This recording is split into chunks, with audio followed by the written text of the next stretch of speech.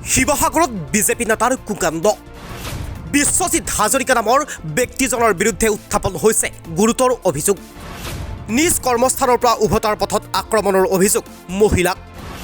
শাৰীৰিকভাৱেও আক্ৰমণ কৰাৰ গুৰুতৰ অভিযোগ বিশ্বজিৎ হাজৰিকাৰ বিৰুদ্ধে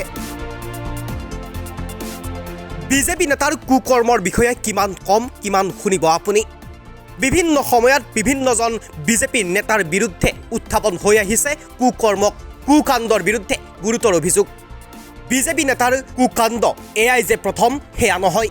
পূৰ্বেও কেইবাবাৰো বিজেপি নেতাৰ কুকাণ্ডৰ বিষয়ে সামাজিক মাধ্যমতেই হওক অথবা সংবাদ মাধ্যমতেই হওক প্ৰচাৰ হোৱা পৰিলক্ষিত হয় এইবাৰ শিৱসাগৰৰ বিজেপি নেতা বিশ্বজিৎ হাজৰিকাৰ বিৰুদ্ধে উত্থাপন হৈছে গুৰুতৰ অভিযোগ বিশ্বজিৎ হাজৰিকা নামৰ ব্যক্তিজনে এগৰাকী মহিলাক আক্ৰমণ কৰাৰ গুৰুতৰ অভিযোগ উত্থাপন হৈছে নিজ কৰ্মস্থানৰ পৰা উভতাৰ পথত দীপশিখা সন্দিকৈ নামৰ মহিলাগৰাকীক বিশ্বজিৎ হাজৰিকা নামৰ ব্যক্তিজনে শাৰীৰিকভাৱে আক্ৰমণ কৰাৰ লগতে হত্যাৰ চেষ্টাৰ অভিযোগ তুলি শিৱসাগৰ থানাত ইতিমধ্যে দাখিল কৰিছে ভুক্তভোগী মহিলাগৰাকীয়ে এখন এজাহাৰ শৰীৰৰ কেইবাস্থানতো আক্ৰমণ কৰাৰ চিহ্ন স্পষ্ট হৈ পৰিছে ইতিমধ্যে আক্ৰমণ কৰাৰ গুৰুতৰ অভিযোগ উত্থাপন কৰি সংবাদ মাধ্যমৰ সন্মুখত মন্তব্য প্ৰকাশ কৰিছে ভুক্তভোগী মহিলাগৰাকীয়ে উল্লেখযোগ্য যে দীপশিখা সন্দিকৈ নামৰ মহিলাগৰাকীয়ে আৰু বিশ্বজিৎ হাজৰিকা নামৰ ব্যক্তিগৰাকীৰ বিবাহ বিচ্ছেদ আজি কেইবাবছৰ পূৰ্বে হৈছিল ইতিমধ্যে সেয়া গোচৰ শিৱসাগৰ আদালতৰ বিচাৰাধীনো হৈ আছে তেনে এটা সময়তেই মহিলাগৰাকী নিজ কৰ্মস্থলীৰ পৰা উভতাৰ পথত এনেদৰে বিশ্বজিৎ হাজৰিকা নামৰ ব্যক্তিগৰাকীয়ে আক্ৰমণ কৰাত এতিয়া সংবাদ মাধ্যমৰ সন্মুখত আহি মন্তব্য প্ৰকাশ কৰি ন্যায় বিচাৰিছে ভুক্তভোগী মহিলাগৰাকীয়ে কালি মই মোৰ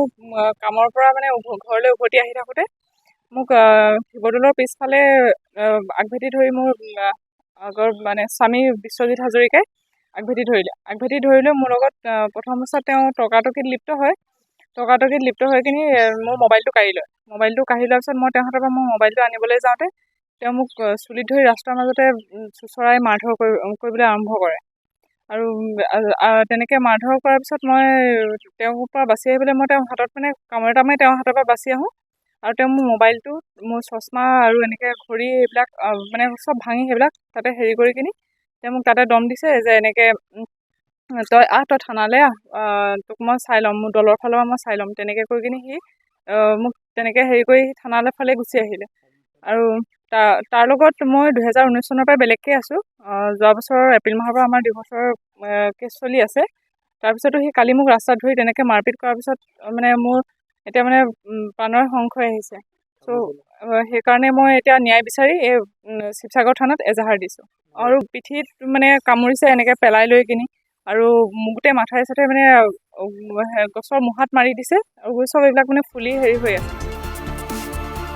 নিউজ ডেস্ক প্ৰতিদিন লাইভ